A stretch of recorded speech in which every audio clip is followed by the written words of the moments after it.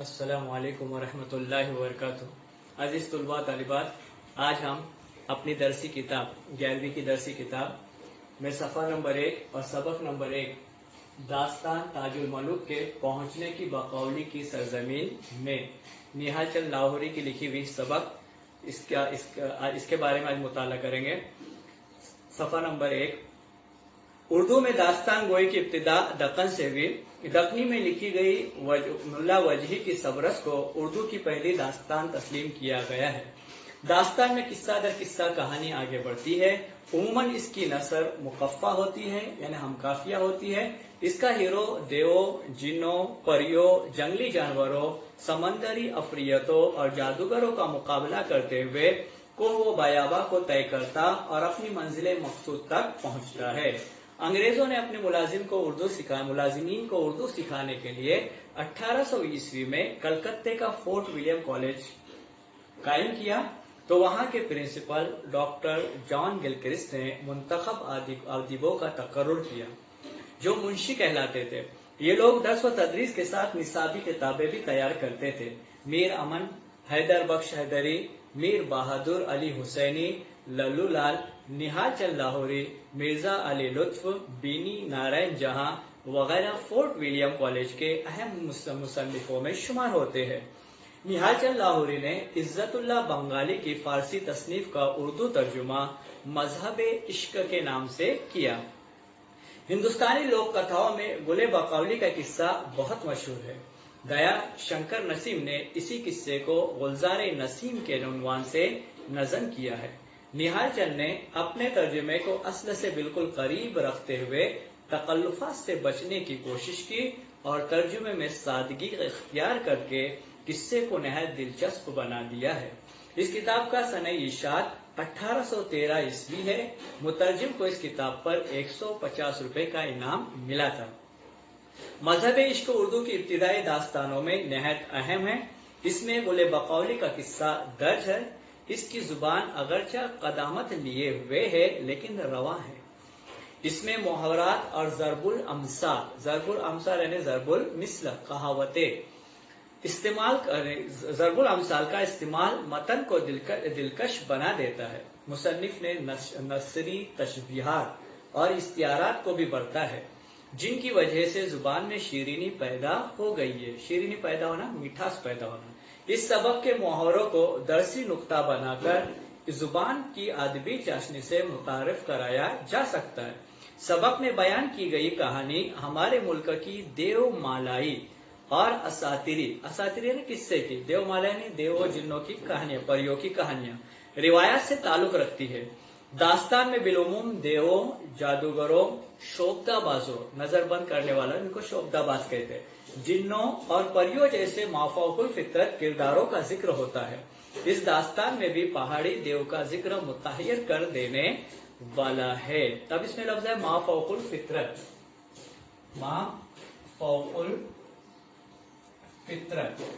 माफौकुल फितरत अनासिर, ऐसे अनासिर या ऐसी चीजें जो हकीकी जिंदगी से कोई ताल्लुक नहीं रखती है। ऐसी कहानियों में अचानक कभी जो हमारे साथ जानवर है, चाहे खच्चर हो, घोड़ा हो, अचानक बोलने लगता है, अचानक इंसानों जैसी हरकतें करता है, इंसानों जैसी बातें करने लगता है, या फिर किसी चीज को पहनने के बाद इंसान दूसरे इंसान के सामने से गायब हो जाता है। ऐसे अनासिर जो हकीकी जिंदगी से दूर होते हैं, जिसका हकीकी जिंदगी से कोई ताल्लुक नहीं रहता, ऐसे अनासिर को माफौकुल फितरत अनासिर कहते हैं। अब जान पहचान में निहाल चंद लाहौरी के बारे में चंद मालूमात। निहाल चंद लाहौरी के अजदाद का ताल्लुक, अजदाद का ताल्लुक दिल्ली से था। वो दिल्ली में पैदा हुए, लेकिन जॉन गिलक्रिस्ट ने उनका वतन 1200 बताया है। दिल्ली की तबाही के बाद निहाल चंद लाहौर चले गए, इसलिए लाहौरी कहलाए। 1802 ईस्वी में एक अंग्रेज अफसर की वसातत यानी वसीले से उन्होंने फोर्ट विलियम कॉलेज कलकत्ता में मुलाजिमत इख्तियार की। इनकी तारीख पैदाइश और वफात के मुतालिक वसूख से कुछ कहा नहीं जा सकता। वसूख कहते एतिमाद, यकीन, पूरे यकीन के साथ नहीं, वसूख यानी यकीन, पूरे यकीन के साथ ये नहीं कहा जा सकता कि वो कब पैदा हुए और कब इंतकाल हो गए। अब हमारी ये जो तारुफ था, उस जान पहचान था, पेश दर्ज था, اس میں تین کتابوں کا ذکر ہے. اس میں سے 2 کتابیں اپنے پاس موجود ہے. ایک ہے پہلی سبرس، جس کو اردو کی پہلی تصنیف تسلیم کیا جاتا ہے، ملا وجہی کی لکھی ہوئی. دوسری کتاب ہے مثنوی گلزار نسیم، اس کو ڈاکٹر دیا شنکر نسیم نے لکھا ہے، جس میں یہ جو کہانی ہے تاج الملک کی، وہ کہانی بھی اس میں موجود ہے. اور بہت ہی اچھے انداز میں انہوں نے اشعار کا سہارا لے کر اس داستان کو پیش کرنے کی کوشش کی ہے. اب یہ شاعر غیر ایمان والے ہیں، لیکن ان کی شاعری میں ایمانیت جھلکتی ہے اور ایمان کی ہلکی یعنی ایمان والوں کے عقائد جھلکتے ہیں. جیسا ایک شعر ان کا یہ ہے جو بہت مشہور ہوا اس کتاب میں ہے شعر، وہ شعر یہ ہے کہ بے وقت کسی کو کچھ ملا ہے، بے وقت کسی کو کچھ ملا ہے، پتا بھی نہیں حکم بن ہلا ہے. یعنی ایک پتا بھی ہلنے کے لیے اللہ کے حکم کا محتاج ہے، بغیر اللہ کے حکم کے کوئی بھی پتا اپنی جگہ سے ہل نہیں سکتا. ابھی داستان بتائے گی کہ اس داستان میں کیا ہوتا ہے کہ داستان جب شروع ہوتی ہے تو پہلے کہانی، پھر کہانی، پھر کہانی، کہانیاں ملتی ملتی بہت طویل داستان ہو جاتی ہے. آپ نے پرانے زمانے میں سنا ہوگا کہ گھروں میں جو بڑے لوگ ہوتے تھے، بزرگ ہستیاں ہوتی تھی، وہ بچوں کو کہانیاں سنایا کرتی تھی، چاہے وہ دادی اماں ہو، نانی اماں ہو، کہانیاں سنایا کرتی تھی. اس دور میں ایسی ٹیکنالوجی کا کوئی دور نہیں تھا، موبائل، ٹی وی اور دیگر ایسے میڈیا، سوشل میڈیا کا ایسا کوئی سہولت نہیں تھی. تو ایسے گھروں میں گھر کے جو بزرگ ہستیاں ہوتی تھی وہ بچوں کو کہانیاں سنایا کرتی تھی. لوگ الگ الگ کہانیاں سنتے تھے. ایک کہانی مشہور ہو گئی تھی جس کو لوگ الف لیلا کہتے ہیں، لیکن وہ الف لیلا نہیں تھی بلکہ وہ الف لیلا تھا. الف کے معنی ہوتے 1000 اور لیلا بنا ہے لیل سے، لیلا بنا ہے لیل سے. اب لیل کہتے ہیں رات کو اور لیلا کہتے ہیں راتوں کو، یعنی 1000 راتوں میں سنائی جانے والی جو داستان رہتی تھی اسے الف لیلا کہتے تھے. اب جو ہمیں داستان یہاں بیان کی جا رہی ہے ہماری کتاب میں، جو داستان ہے یہ داستان کا درمیانی حصہ ہے. یعنی تاج الملک جب چلا جاتا ہے بقولی سے ملنے کے لیے بقولی کی سرزمین تک، تو درمیانی حصہ یہاں بیان کیا گیا ہے. اس لیے یہ سبق شروع کرنے سے پہلے اس سے پہلے والی داستان آپ کو سناتا ہوں اور پھر آخری داستان کی سبق مکمل ہونے کے بعد سنائی جائیں گی. اب اس کے جو کتاب میں دی گئی داستان، اس سے پہلے کیا ہوا تھا کہ زین الملوک ایک بادشاہ تھا جس کے 4 بیٹے تھے. اب جب 5واں بیٹا پیدا ہونے کا وقت قریب ہوا تو نجومیوں نے بادشاہ کو بتایا، نجومی مستقبل کا حال بتانے والے، تو نجومی جو ہوتے تھے اس دور میں، انہوں نے بادشاہ کو بتایا کہ آپ کے گھر میں 5واں بیٹا پیدا ہونے والا ہے، اور وہ بیٹا جب پیدا ہوگا اور آپ کی نگاہ اس پر پڑے گی، آپ اس کو جب دیکھیں گے تو دیکھنے کے بعد آپ کی بینائی یعنی آنکھوں کی روشنی چلی جائے گی، آپ نابینا ہوں گے. لہذا بادشاہ نے پیدا ہونے والے بچے کی والدہ کا انتظام شہر سے دور کرایا. وہیں پہ اس بچے کی پیدائش ہوئی، بچہ پیدا ہوا، بڑا بھی ہوا، اور کئی دنوں کے بعد بادشاہ سے اس کی ملاقات ہوئی. بادشاہ نے جب اس کے اوپر نگاہ ڈالی تو جیسے ہی بادشاہ کی نگاہ پڑی اس کو، تو پڑھتے ہی بادشاہ کی بینائی، آنکھوں کی بینائی چلی گئی، بادشاہ نابینا ہو گیا. کئی حکیم، طبیب، ڈاکٹرز اس وقت کے جو بھی تھے سب آئے، اور سب نے آنے کے بعد علاج کرایا، لیکن علاج کرنے کے بعد کوئی فائدہ نہ ہوا. تو ایک طبیب نے کہا کہ باغ ارم باغ ارم جو ہے اس میں گل بقاولی ہے، بقاولی کا ایک گل ہے، پھول ہے. اگر وہاں سے کوئی وہ گل لے کر آتا ہے، بقاولی کے باغ سے، باغ ارم سے کوئی پھول لے کر آتا ہے، تو پھول جب لایا جائے گا تو پھول لانے کے بعد بادشاہ کے اگر آنکھوں پر رکھا جائے، آنکھوں پر مل دیا جائے تو بادشاہ کی بینائی واپس آئیں گی. جب ان 4 بیٹوں نے سنا تو بیٹوں نے سفر کی تیاری کی اور بیٹے سفر پر روانہ ہوئے. جب 5ویں بیٹے کو معلوم ہوا، جس کا نام یہاں تاج الملک دیا گیا ہے، جب تاج الملک کو معلوم ہوا کہ میرے 4 بھائی والد کے لیے پھول لانے کے لیے جا رہے، تو 5واں بیٹا بھی ان کے ساتھ شریک ہوا. راستے میں چلتے چلتے دلبر نامی عورت سے ان کا سابقہ پڑا. دلبر نامی عورت انہیں راستے میں ملی جو جوا کھلواتی ہے، جوا کھیلتی ہے، اور جوا کھیلنے کے بعد ان 4 بھائیوں کو ہرا دیتی ہے، اور ہرانے کے بعد ان کو اپنا غلام بنا لیتی ہے، اور غلام بنا لینے کے بعد ان کے اوپر اپنا حکم چلاتی ہے. لیکن جو 5واں بھائی ہے جو تاج الملک ہے، جو اس پوری کہانی کا اہم کردار ادا کر رہا ہے، تو وہ بہت زیادہ ذہین ہے. وہ اپنی ذہانت سے اس دلبر نامی عورت کو بھی ہرا دیتا ہے، اور وہاں سے پھر اپنا سفر جاری کرتا ہے، اور جاری کرنے کے بعد بہت آگے چلنے کے بعد راستے میں تو ایک دیو سے ملاقات ہوتی ہے. اب وہاں یہ کہانی اپنی کتاب میں یہاں سے اس کے آگے کی کہانی شروع ہوتی ہے.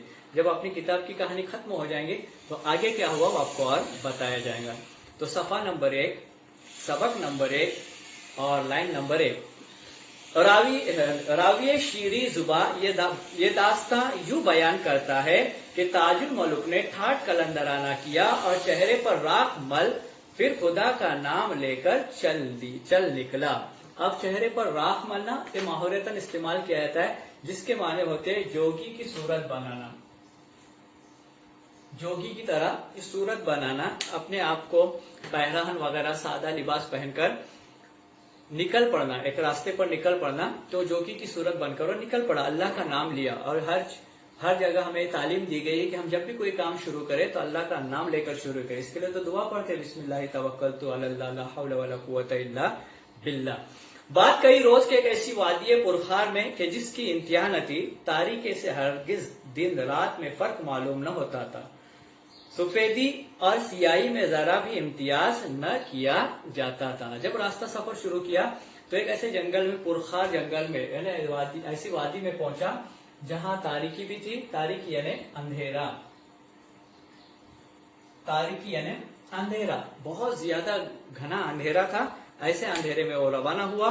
روانہ ہونے کے بعد سفید سیاہ دونوں برابر نظر آ رہے تھے. دونوں میں امتیاز کرنا مشکل تھا. امتیاز ایک لفظ ہے جس کو ہم لوگ بارہ استعمال کرتے.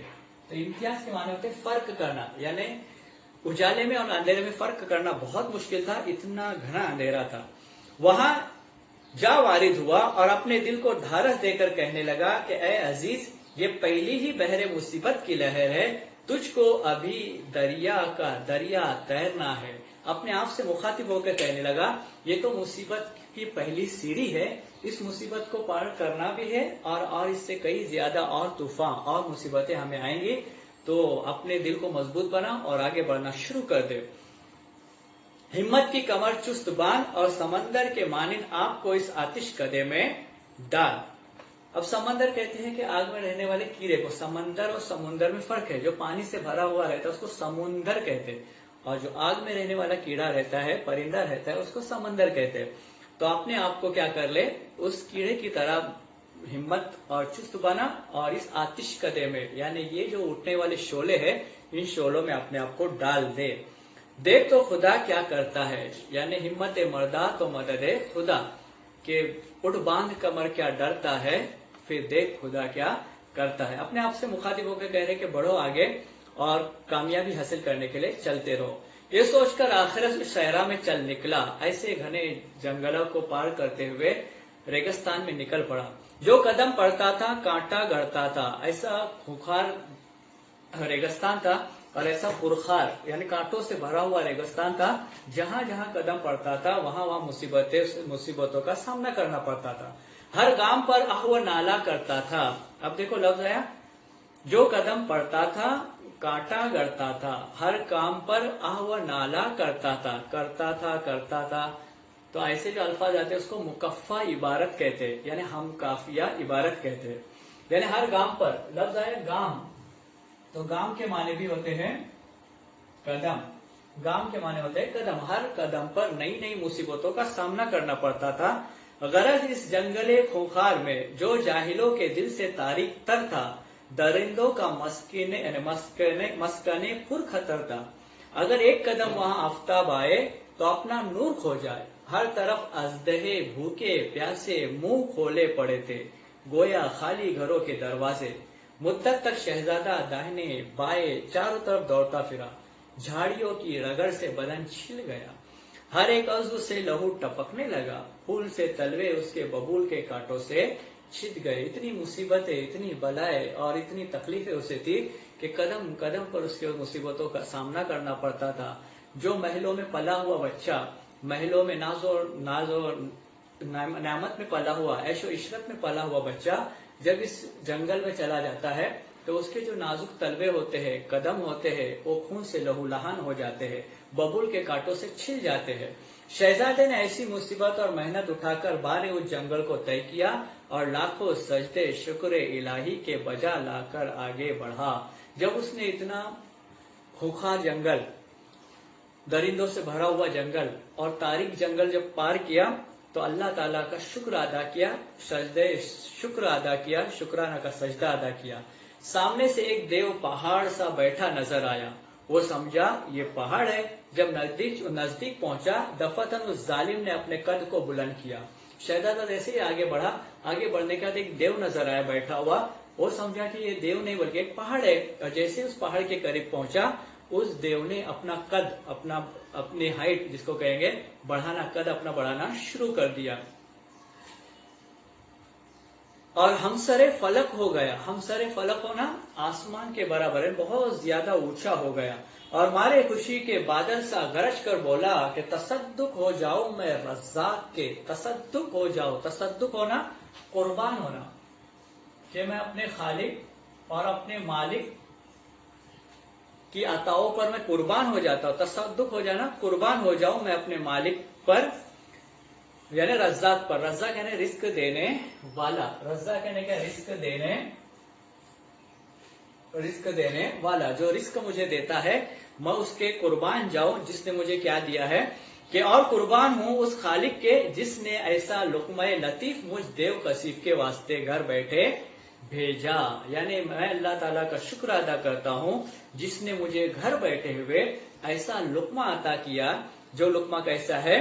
لطیف ہے، بہت اچھا ہے، بہت بہتر ہے، اور بہت زیادہ دل کو بہانے والا ہے۔ اور مجھ جیسے کشیف کو، کشیف کہتے ہیں گندے کو، کہ مجھ جیسے گنہگار کو، مجھ جیسے گندے آدمی کو، مجھ جیسے ناپاک آدمی کو، مجھ جیسے گندے آدمی کو یہ اتنا بہترین لقمہ اللہ نے بھیجا ہے۔ یہ کہہ کر شہزادے سے مخاطب ہو کر بولا کہ اس ایام جوانی میں کس نے تجھے عروس ازل کا مشتاق کیا؟ اب عروس کے لغوی معنی ہوتے ہیں دلہن، عروس کے لغوی معنی ہوتے ہیں دلہن، اور اجل کے معنی ہوتے ہیں موت۔ اجل کے معنی کیا ہوتے ہیں؟ موت، یعنی عروس اجل یعنی موت کی دلہن ہوتا ہے، لیکن یہاں کیا ہے؟ حقیقی معنوں میں موت۔ تو عروس ازل کے لکھا مشتاق کیا اور حلاوت زندگی کو تجھ پر شاق کیا۔ شاق کرنا، مشکل کرنا، شاق کے معنی ہوتے ہیں مشکل کرنا، اور حلاوت کے معنی کے میٹھاس، حلاوت کے معنی آتے ہیں میٹھاس، کہ تجھے ایسی بڑی جوانی میں کس بات نے مجبور کیا کہ تو پیدل چل کر میرے پاس آیا اور میرا لقمہ بنا، میری غذا بننے والا، ایسی کیا مجبوری ہے؟ حلاوت زندگانی کو تجھ پر شاق کیا، جو تو شہر حیات کو چھوڑ کر پائے خواہش سے ویرانہ موت میں آیا۔ یعنی اپنی اچھی بھلی زندگی کو چھوڑ کر اس ویرانی زندگی میں اور موت کے قریب اور موت کے منہ میں آیا، ایسی تجھے کیا مجبوری آئی جس نے تجھے اس پر مجبور کر دیا؟ شہزادہ اس کی ہیبت سے تھرایا۔ شروع میں تو شہزادہ ڈر گیا، لیکن چہرے کا رنگ پتنگ سا اڑ گیا۔ چہرے کا رنگ اڑنا، یہ بھی محاورہ ہے، چہرے کا رنگ اڑنا، یعنی بہت زیادہ رنج ہونا، بہت زیادہ ڈر جانا، بہت زیادہ گھبرا جانا، کہ پہلے تو شہزادہ اس کی حیت کو دیکھ کر، اس کی شکل و صورت کو دیکھ کر ڈر گیا، گھبرا گیا، اس کے چہرے سے اس کا رنگ اڑنے لگا، منہ پر ہوائیاں چھٹنے لگی۔ منہ پر ہوائیاں چھٹنا یہ بھی محاورہ ہے، بہت زیادہ ڈر جانا یا گھبرانا۔ کہاں اے دیو تو میرا حال کیا پوچھتا ہے کہ زندگی اس دنیا فانی کی مجھ پر وبال ہوئی ہے۔ اگر مجھے اپنی جان عزیز ہوتی تو میں ہرگز آپ کو موت کے پنجے میں نہ ڈالتا اور تجھ جیسے خونخوار کے دام میں گرفتار نہ ہوتا۔ اب لفظ ہے دام، دام کے الگ الگ معنی ہوتے ہیں، یہاں دام کے معنی تھے جال، اور دوسری جگہ جب دام آتا ہے تو دام کے معنی تھے قیمت۔ تو مجھے ایسی کوئی مجبوری ہے جس کی وجہ سے میں اپنے آپ کو، میں اپنی زندگی سے تنگ آ چکا ہوں، اس کے لیے میں آپ کے جال میں آ چکا ہوں، گرفتار ہو چکا ہوں۔ مجھ کو اس کی زندگی، میرا حال کیا پوچھتا ہے، زندگی اس دنیا فانی کی مجھ پر وبال ہوئی ہے۔ اگر مجھے اپنی جان عزیز ہوتی تو میں ہرگز آپ کو موت کے پنجے میں نہ ڈالتا اور تجھ جیسے خونخوار کے دام میں گرفتار نہ ہوتا۔ مجھ کو اس زندگی کی صحبت سے چھڑا اور بلا توقف میرا کام تمام کر کہ मुझ पर इस सात की जिद 100 बरस की मशक्कत के बराबर है। ऐ देव, मुझे अपनी जिंदगी अजीज नहीं है, मैं अपनी जिंदगी से तंग आ चुका हूँ, मैं करीब आता हूँ और करीब आकर मुझे तू क्या कर ले, अपना लुकमा बना ले, ताकि मेरी जिंदगी क्या हो जाए, खत्म हो जाए, मैं अपनी जिंदगी से तंग आ चुका। उसने बहुत अलग अंदाज में, बहुत ज्यादा यानी मायूसी के अंदाज में कलमात पेश किए। देव को इसकी दर्द अंगेज बातों पर रहम आया, यानी अपनी बदास्ता उसने दर्द अंगेजाना तौर पर बयान की। हजरत सुलेमान अलैहिस्सलाम की कसम खाई और ये बात जुबान पर लाया कि ऐ आदमजाद, मैं तुझे हरगिज रंजीदा खातिर न करूंगा, बल्कि अपनी पनाह में रखकर जिस मतलब के वास्ते निकला है इसमें कोशिश और मदद करूंगा। उसने कहा कि ऐ आदमजाद, तू जिस गरज के लिए आया है मैं तेरी गरज मुकम्मल करूंगा और तुझे बिल्कुल रंजीदा नहीं करूंगा, मायूस नहीं करूंगा। अब ये इस लेक्चर में यहाँ तक की कहानी मुकम्मल नहीं, यहाँ तक की कहानी हो चुकी है। आइंदा के लेक्चर में आपको इसके आगे का हिस्सा पढ़ाया जाएगा। अस्सलाम वालेकुम।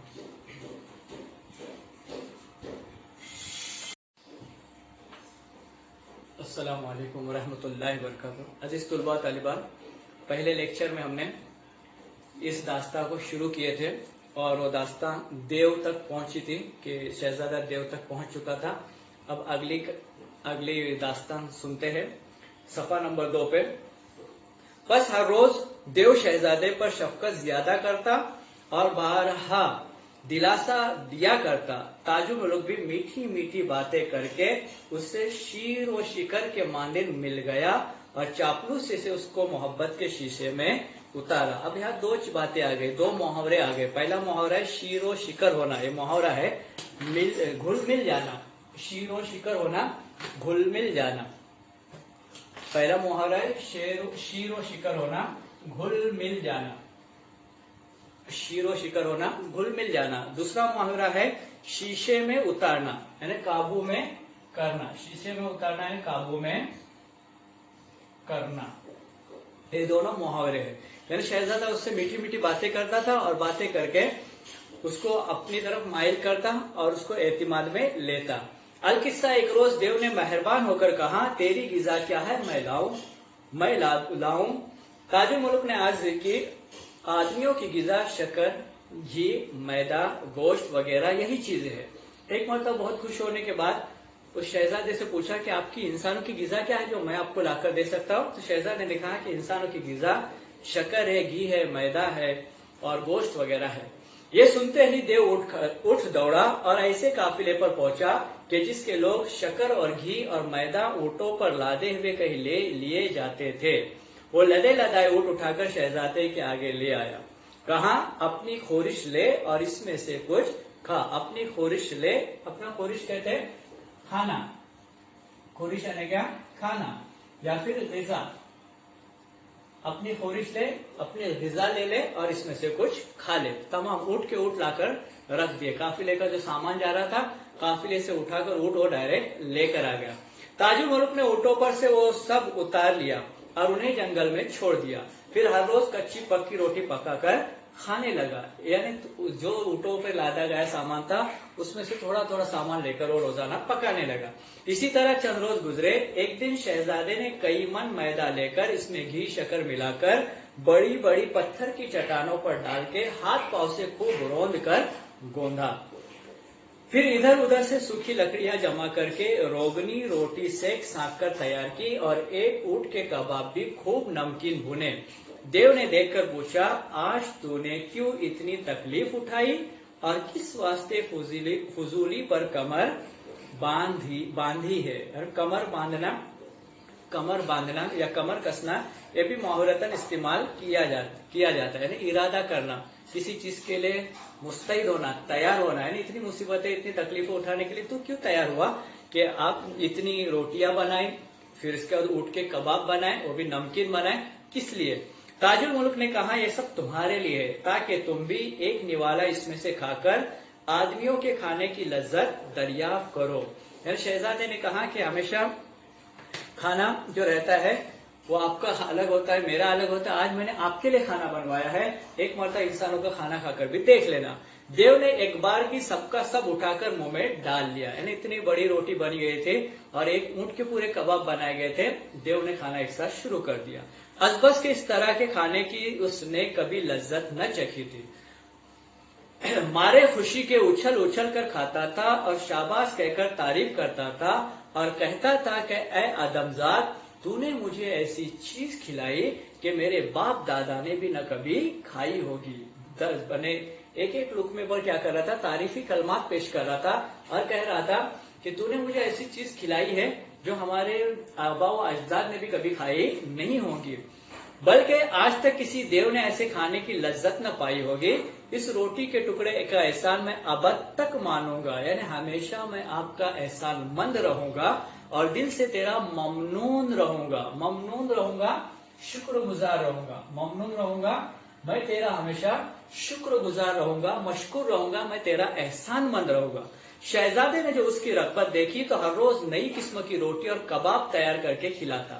جب شہزادے نے دیکھا کہ دیو کو یہ تمام چیزیں پسند آ رہی ہے تو شہزادے نے اور بھی لذیذ لذیذ پکوان پکا کر اس کو کھلانا شروع کیا.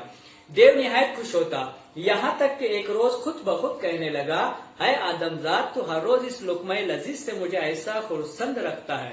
خرسند رکھنا، خوش رکھنا، مجھے ایسا خوش رکھتا ہے کہ اگر میرے بدن پر ہر روئے کی جگہ زبان پیدا ہو اور ہر زبان سے شکر تیرے احسان کا ادا کرو تو بھی نہ ہو سکے. لیکن اب تک ایسا تیرا کوئی کام میرے ہاتھ سے نہیں نکلا، اگر کچھ مطلب ہو تو بیان کر. یہاں مراد بتانے کی کوشش کی گئی ہے کہ تو میری اتنی خدمت کرتا ہے لیکن میں نے تیرا کوئی کام ابھی تک نہیں کیا. اگر تجھے کسی چیز کی ضرورت ہو تو مجھے بتا دینا، میں تیرا کام پورا کروں گا، میں تیرے کام آؤں گا. اب شہزادہ کئی دن سے یہی دیکھنا چاہتا تھا کہ یہ کس طرح سے شیشے میں اترتا ہے اور میرا کام آسان کر دیتا ہے، کیونکہ اس کو تلاش تھی باغ ارم کی، یعنی گلے بقاولی کی. پھر اس نے کیا کہا دیکھو.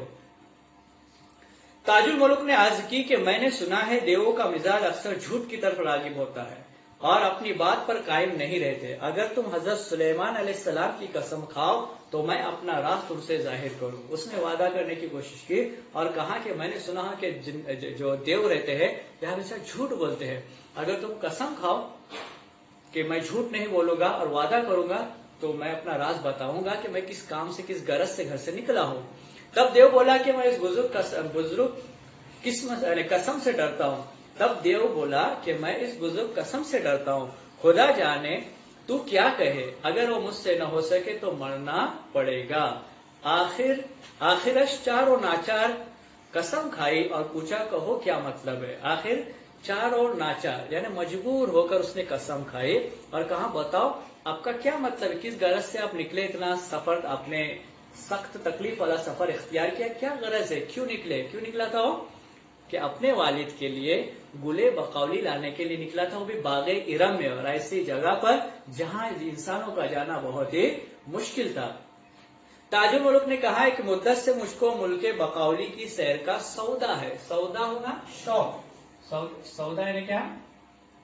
شوق، کہ مجھے وہاں کی سیر کا سودا ہے. حالانکہ غرض کیا تھی؟ وہاں جا کے گلے بقولی لے کر آنا تھا. اس سرزمین میں پہنچا دے، یہی میری آرزو ہے.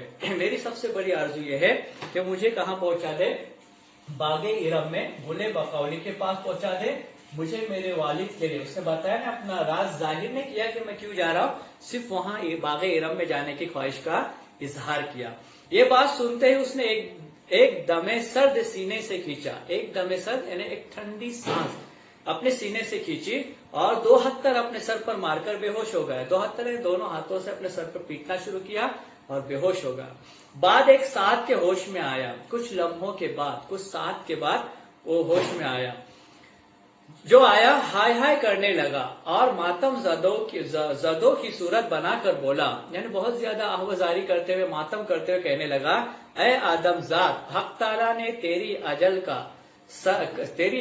کا سر رشتہ میرے ہاتھ میں نہ دیا بلکہ میری حیات کی باغ تیرے ہاتھ میں دے دی. یعنی میری زندگی اب تیرے ہاتھ میں ہے. میری زندگی کی جو ڈور ہے، باغ ہے، رسی ہے، وہ تیرے ہاتھ میں جا چکی کہ میں نے کیا کھائی ہے؟ कसम खाई है, अब मुझे इस कसम को पूरा करना बहुत ही जरूरी है। सुन, बकावली परियों के बादशाह की बेटी है, यानी जिस बेटी के पास जिस बाग में जाना चाहता है, उस बाग में जो बकावली है वो बकावली बादशाह की क्या है, बेटी है। 18,000 देव, बल्कि उससे भी ज्यादा उसके बाप के गुलाम है। 18,000 से जायद देव उस जो बेटी है यानी बकावली है उसके यानी बाप के, उस बेटी के बाप के उस बादशाह के गुलामों में शामिल है।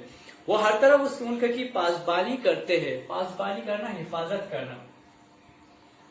18,000 से जायद देव क्या करते हैं, उसकी हुकूमत की हिफाजत करते रहते हैं। मैं तो एक तरफ वहां के खास चौकीदार जो उस मुल्क के से नजदीक है, उन्होंने भी उस शहर की 4 दीवारी को न देखा होगा। यानी इस तरफ जो फौज खड़ी है देवों की, वो उस तरफ कभी नहीं जाती और वहां की इधर नहीं आती। मतलब यह है कि वो हमेशा मुस्तैद और तैयार और चौकन्ना और मुतफक्किर रहते हैं। किसी जी हयात की क्या ताकत, बल्कि सरसर भी उन वो देवों की इजाजत के बगैर जो बरस रोज की राह तक निगहबान है, मुमकिन नहीं कि पहुंच सके। अब सरसर कहते हैं बहुत ज्यादा तेज हवा, सरसर कहते हैं तुंद हवा, बहुत ज्यादा तेज चलने वाली हवा भी उन देवों से इजाजत लिए बगैर अंदर दाखिल नहीं हो सकती। तो हमारा जाना कितना मुश्किल होगा। और परिया बेशुमार दिन रात निगहबानी में मशगूल है कि कोई परिंदा उस सरहद में पर न मारे। परिंदा पर न मारना यानी क्या करे, परिंदा पर न मारा यानी वहां उसकी किसी की पहुंच नहीं होती। अब परिंदा पर न मारना ये भी एक मुहावरतन इस्तेमाल कर रहे हैं। वहां तक किसी की रसाई नहीं होती, रसाई न होना, पहुंच न होना, कोई नहीं वहां जाता। जमीन के नीचे चूहों का बादशाह बेइंतहा फौज से और सांप बिच्छुओं का लश्कर जमीन पर मुहाफिजत के वास्ते मुकर्रर है। यानी जमीन के अंदर जैसे अपनी बर्री, बहरी और हवाई फौज होती है, वैसे इनके अंडरग्राउंड जिसको जमीन के अंदर एक फौज है, वो चूहों की फौज यानी चूहों की फौज की तरह अंदर से लगती क्या हुई फौज तैयार है वहां। और वो फौज हिफाजत के लिए, मुहाफिजत के लिए तैयार है ताकि कोई सुरंग लगाकर भी न पहुंचे। यानी गुले बकावली तक पहुंचना कितना मुश्किल है। पूरे सरहदों पर फौज है, सरहदों के अंदर फौज है, जमीन के अंदर भी फौजें मौजूद है। भला फिर मैं तुझे वहां क्यों कर पहुंचाऊं, और जो न पहुंचा तो यकीन है कि बसबब इस कसम के जान से जाऊं।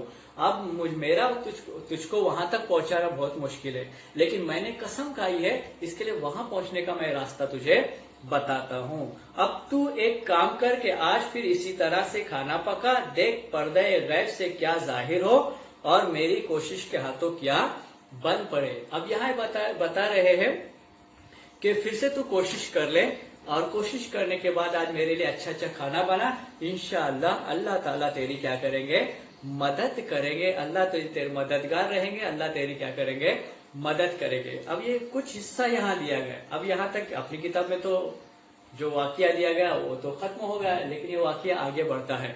और आगे बढ़ने के बाद आगे क्या होता है कि वहां जाने के बाद वो जो देव रहता है वो अपनी बहन के पास इसे पहुंचा देता है। बहन का नाम है हिमाला।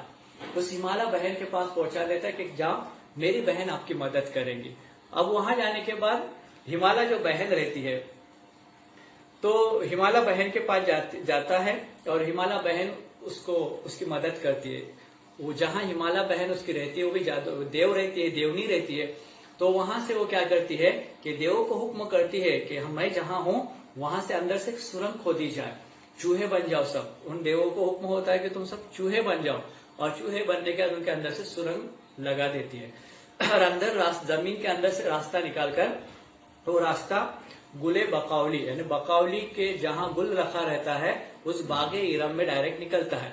अब उस रास्ते से जब वो निकलता है तो निकलने के बाद इस शहजादे को कहा जाता है ताजुल मलक को कि इस रास्ते से अंदर चले जाओ। जिस वक्त शहजादा उस रास्ते से अंदर चला जाता है और वहां पहुंचता है बागे इरम में तो देखता है कि बकावली सोई हुई है और वहां उसका गुल है। तो शहजादा उसका गुल भी ले लेता है और उसकी अंगूठी भी तब्दील कर देता है। अपनी अंगूठी उसके हाथ में रखता है, उसकी अंगूठी अपने हाथ में लेकर वहां से 9-2-11 हो जाता है, चला जाता है।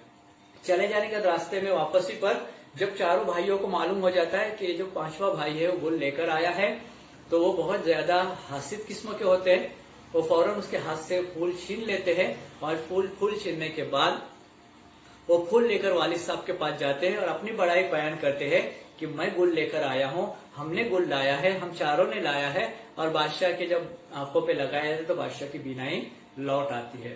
اب یہ بہت زیادہ رنجیدہ ہوتا ہے کہ میں نے اتنی محنت کے ساتھ یہ گل لایا تھا، لیکن بھائیوں نے میرے ساتھ مکاری کی۔ تو جہاں سے آیا تھا تو ساتھ میں وہ جو دیونی جو تھی ہمالا، جو دیونی جو تھی ہمالا، اس ہمالا وہ ساتھ میں رہتی ہے۔ ہمالا کی ایک جو ساتھ میں رہنے والی ہوتی ہے وہ بھی دیونی ایک ساتھ جادوگر ساتھ میں رہتی ہے۔ یہ سب مل کر جب شہر میں آتے ہیں تو شہر کے باہر کے حصے میں بہت بڑا محل تعمیر کرتے ہیں، اور جادو کے اثر سے کرتے ہیں۔ بہت اچھا محل تعمیر ہوتا ہے، اتنا خوبصورت رہتا ہے کہ اس کی شہرت بہت دور تک پھیل جاتی ہے۔ اب اس کو دیکھنے کا ہر انسان شوق رکھتا ہے۔ دوسری طرف جب بقاؤلی نیند سے بیدار ہوتی ہے تو دیکھتی ہے کہ اس کا گل غائب ہے۔ اس کے بعد اس کی انگوٹھی بھی تبدیل ہو گئی ہے، وہ بھی مردانہ لباس پہن کر، مردانہ روپ اختیار کر کے شہر میں داخل ہو جاتی ہے۔ اور شہر میں داخل ہونے کا زین الملک جو رہتا ہے، تاج الملک کے والد جو رہتے ہیں، بادشاہ رہتے ہیں، ان کے بادشاہ میں محل میں چلی جاتی ہے اور وزیر کا رتبہ، وزیر کا عہدہ سنبھالتی ہے، وزارت کرتی رہتی ہے۔ جب بہت دنوں کے بعد اس کی شہرت بہت زیادہ بڑھ جاتی ہے کہ کون ہے، کیا ہے، اتنا محل اچھا بنایا گیا، تو بادشاہ اپنے وزیروں کے ساتھ اس محل میں آتا ہے۔